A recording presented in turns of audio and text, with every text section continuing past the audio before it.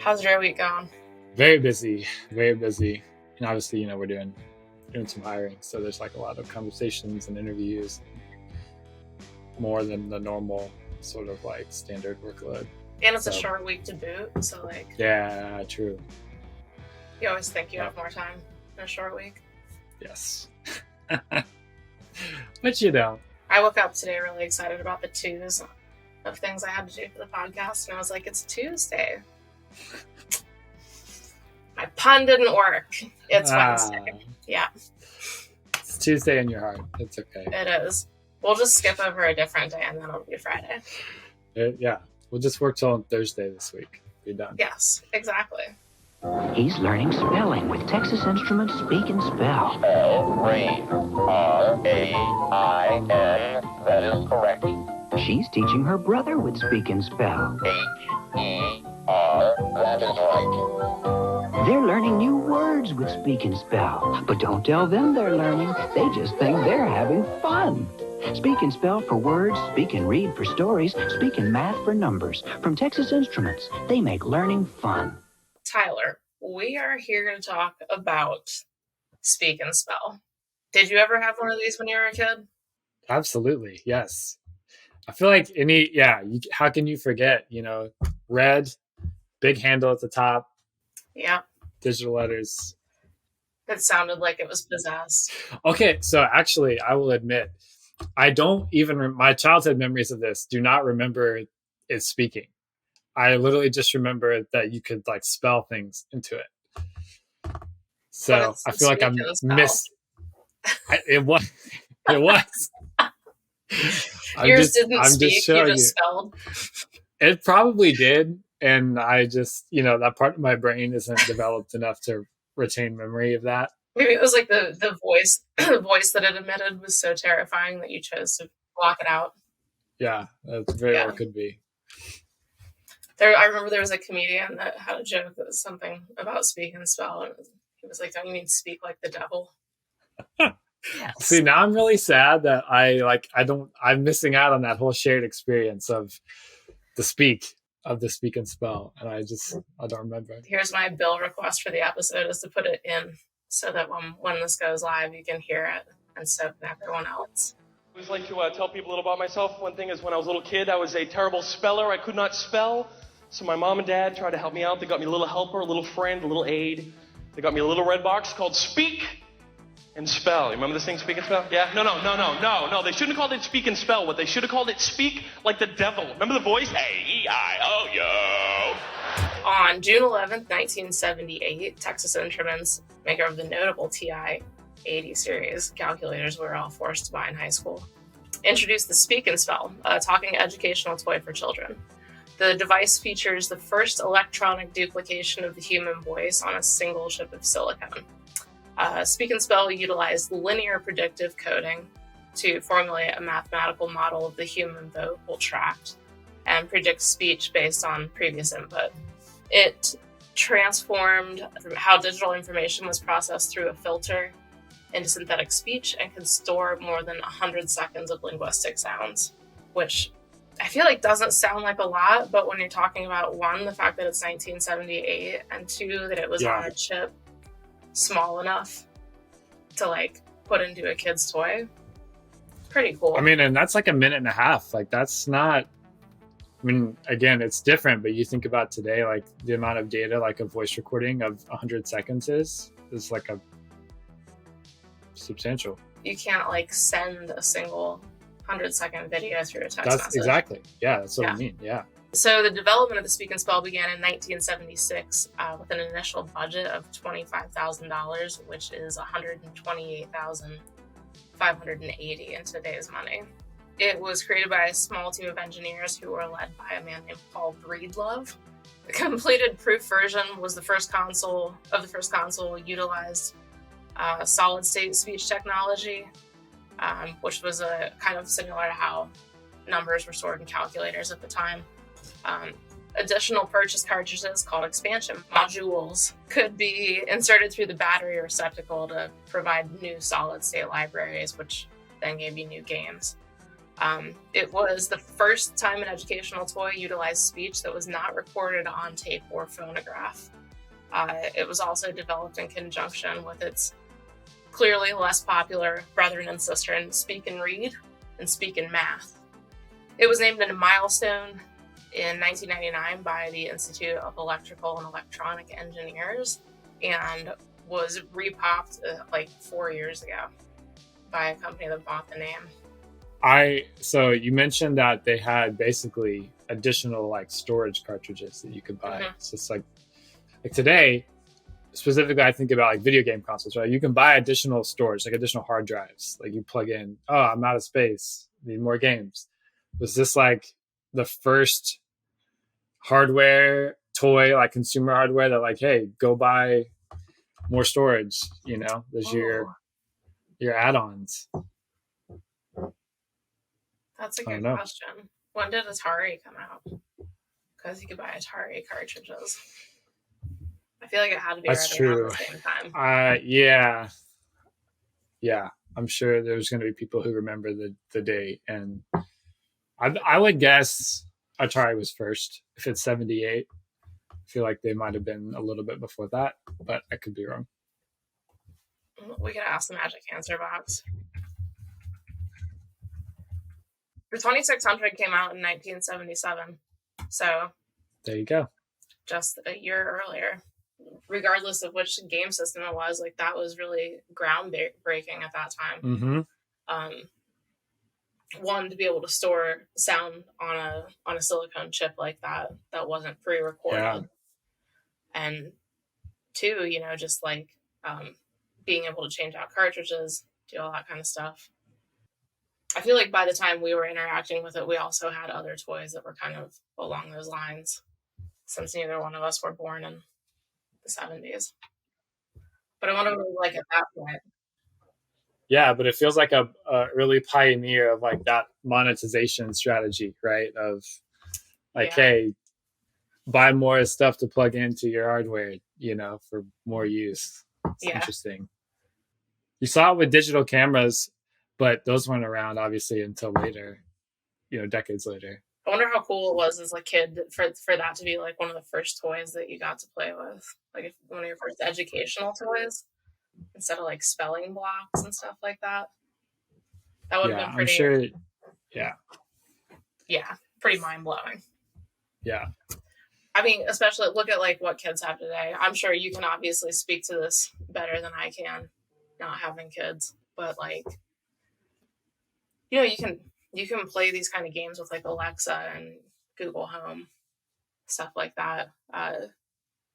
What kind of things do you think would be in this if it were reinvented starting today? I feel like today with the, you know, the resurgence of, I mean, not even resurgence, but the just like maturation of AI and the predictive, you know, language models that we have, you could do all sorts of like cool storytelling exercises, or, you know, tell me about this, or, you know, like it could be interactive, right? Where it's not just here's a prompt, but like how do you dialogue, because, you know, you can dialogue ChatGPT. And so I feel like, you know, kids could have like, it's almost weird, but like you could have like do you talk to it, you know, like is it a friend that has a conversation? I wonder if it would be like a combination of like the speak and spell and the speak and read.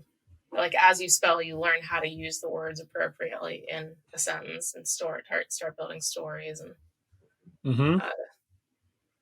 like I guess just get more complex off of that. Yeah, and then, you know, you harvest the best stories, sell them as children's books that parents hate and children's love because they're written by 5-year-olds. Yes.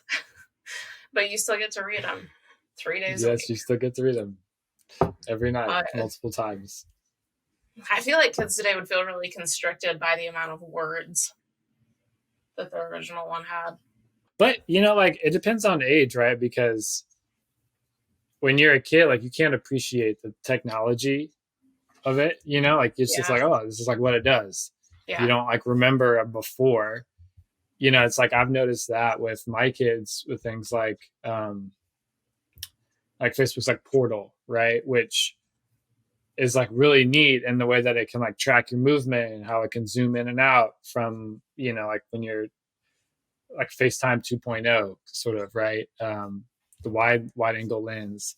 But for kids, they're just like, okay, like it's cool, but like they don't like appreciate how like before that technology didn't exist, so Yeah. it is interesting how it's like you have to be older to appreciate like the accomplishment that some of that like technology is.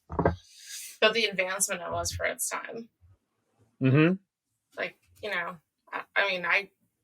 I got on the internet for the first time with like a clear guess phone that you had to pull the thing off and like actually type a number in.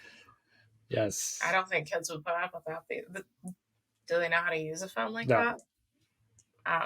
No, or like tell time on a non-digital clock, like analog. Mm-hmm. I feel like I've heard that that's a skill that which maybe isn't even that necessary anymore. Like maybe that's valid, but it feels like a necessary thing for me. But I wear a watch that has a regular watch face, and I'll still check my phone. Check my phone to see what time it is. Yeah, that's habit though. You can at least read the clock, the face. Yeah. I still write in cursive too. I do a mix. It's a manuscript and cursive because I'm lazy. I just don't feel like lifting the pen.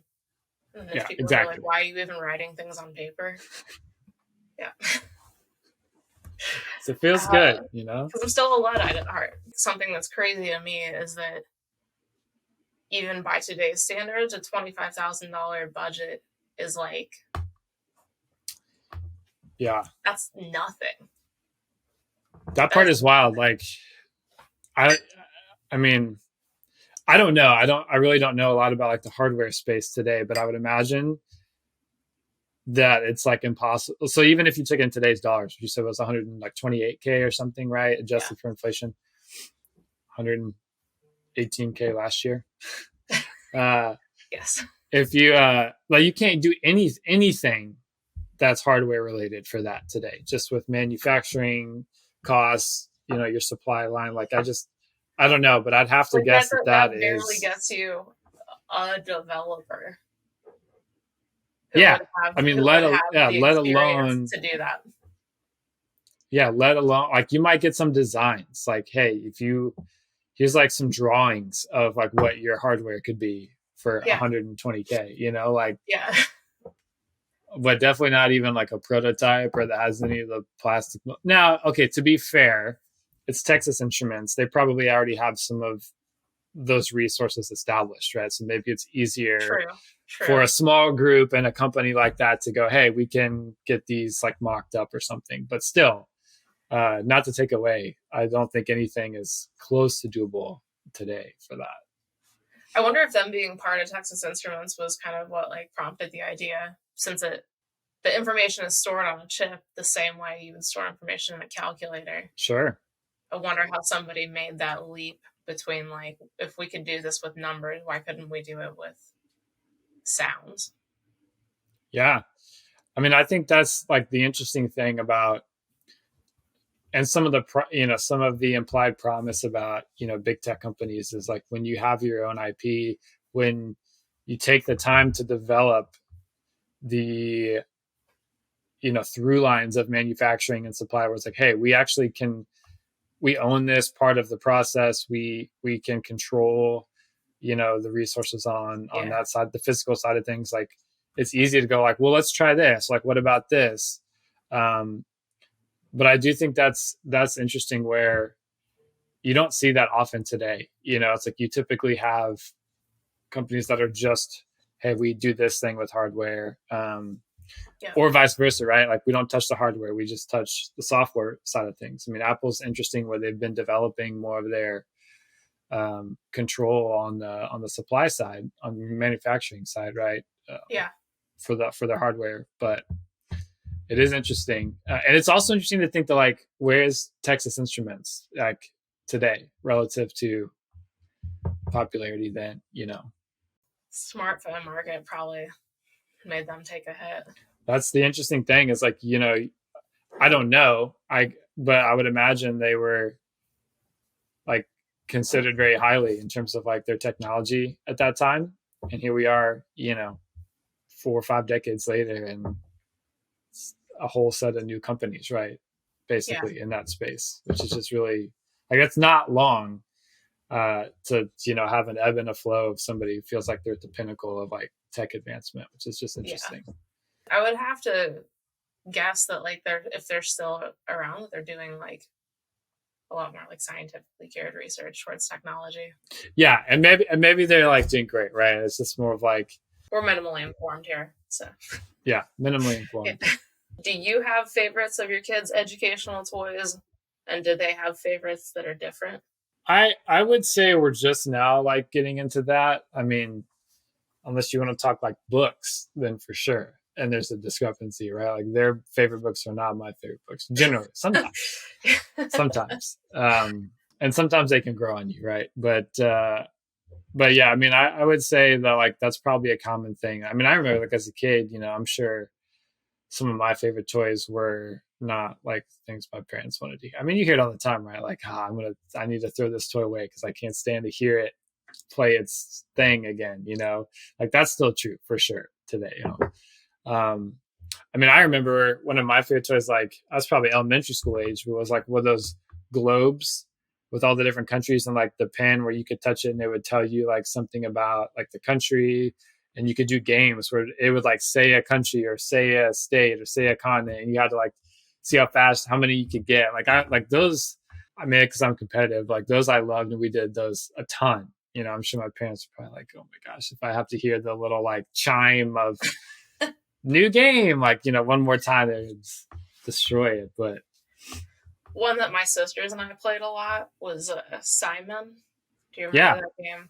Oh God, my parents had to hate that. The same 4 tones over and over and over.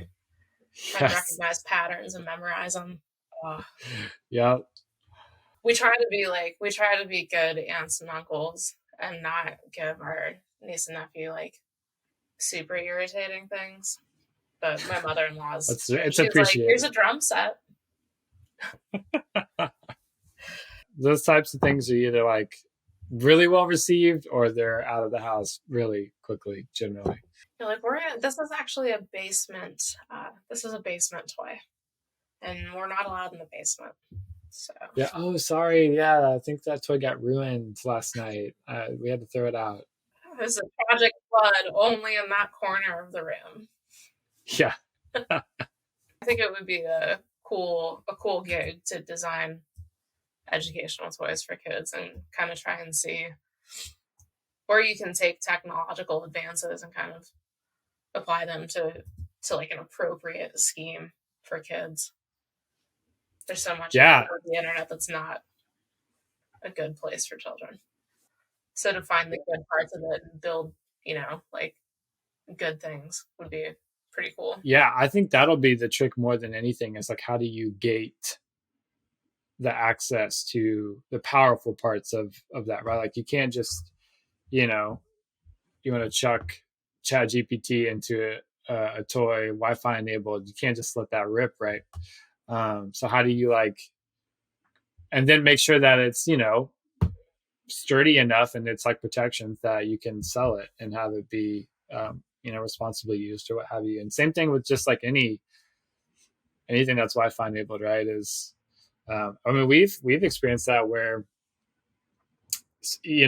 sometimes we've even like tried to find like, hey, books on tape, right? Like how do we, because one, like if you can find them, they're typically not too expensive, or, library or something like that, right? Versus the newer versions, which are like digitally enhanced or enabled, are also oftentimes like pretty expensive. Like I know that there's like an equivalent to that today where you have to buy like little, basically the same kind of deal. Like, hey, you want a new book, you have to buy the thing that plugs in. Yeah. It's all digital, but it's like, $150 or something for like the hardware. And then all the books you have to buy are additional, whereas like you can go to like a used bookstore or something and find like, a book on tape for like $1.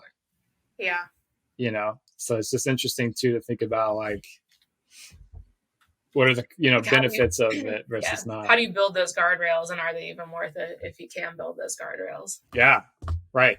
Because it's not, I'm sure it's expensive and like consumes resources to have to do that for a product. Yeah. Probably need more than 128K for that. How much do you even have to set aside to pay somebody to do a job you don't know exists? I think that'll be more than that. That'll be a super like interesting thing to watch as this kind of stuff grows, as AI and those tools that are like they're somewhat helpful for adults, but how do you mainstream that stuff to keep it? It'll happen. Like I'm confident that it'll happen. Mm-hmm. I just think we're pretty early in that, so it's not cost effective probably right yet. But I think it will be, right. It'll, once you start to figure out how to containerize it and utilize it in different sort of distinct ways, that it'll make its way into like that consumer. And then they'll charge you an extra $5 a month to not get it hacked with curse words. Yeah, what's the 1978 equivalent to that? I don't even know. Like the kids who like figure out how to Yeah. tee-hee, I did this or that. Like you couldn't. I would be interested to see what the repop one was, since that was just done in the last few years. Not that I think it has any AI sort of capabilities, but like if it was just built in the last 3 to 4 years, and it has internet Wi-Fi capabilities, I'm sure somebody can do something atrocious with it. Yeah, true. Yeah. There's always somebody who will figure it out. Well, on that note, let's hope nobody does anything nefarious with the speak and spell. Let's hope we can continue to keep kids learning and having fun. Yeah. Man. If it hasn't happened on the speak and spell by now, we're probably safe, but I'm sure it's happened on day 1. Yes, absolutely. 78. Thanks for listening to the Frontier Podcast powered by Gun.io. We drop 2 episodes per week, so if you like this episode, be sure to subscribe on your platform of choice and come hang out with us again next week and bring all your internet friends. If you have questions or recommendations, just shoot us a Twitter DM at The Frontier Pod, and we'll see you next week.